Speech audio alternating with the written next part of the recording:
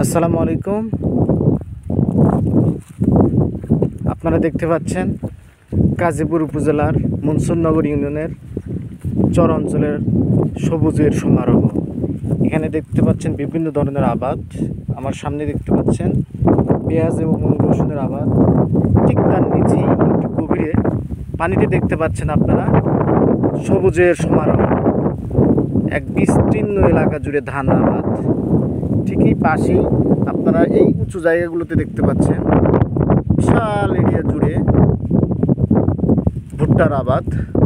আপনারা বলতে পারেন এ যেন সোনার চর। কেউ যদি কখনো না দেখে থাকেন তাহলে মেঘাই ফেরিঘাট থেকে 1 ঘন্টা সামনে আসলেই দেখতে পাবেন মনসুরনগর ইউনিয়নের অপরূপ দৃশ্য। যেন সোনার চরে মানুষ বসবাস করছে এবং এখান থেকে তাদের জীবন জীবিকা নির্বাহ করছে। এই জন্যই তো বলি আমরা লাল সবুজের সমারোহ।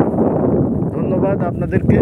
কখনো সময় পেলে দেখে আসতে পারবেন বিস্তীর্ণ এলাকা জুড়ে বিভিন্ন ফসলের আবাদ এবং প্রাকৃতিক সৌন্দর্যের এক লীলাভূমি। এই জন্য সৃষ্টিকর্তা মহান রব্বুল আলামিন দেশ ভ্রমণকে সুন্নত বলেছেন। ধন্যবাদ।